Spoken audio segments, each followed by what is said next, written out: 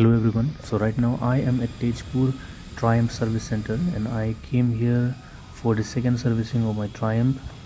I have done around 8,400 or 500 kilometers and this will be my second servicing. And before that, let me show you my ladies foot bag Jugad, which costed me only 250 rupees.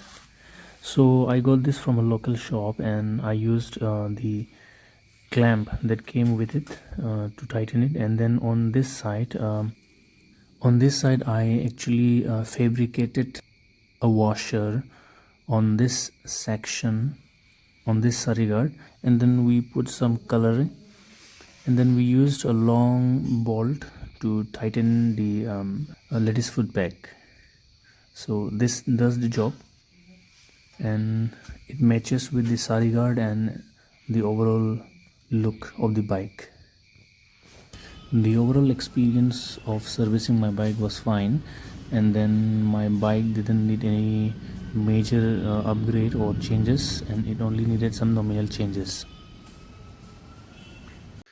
So this is my invoice for the second servicing and the charges are nominal. So the oil change costed me 1450. Then the oil filter costed me 66 rupees, kit spray 168, and air filter 286. Apart from that, GST was 355.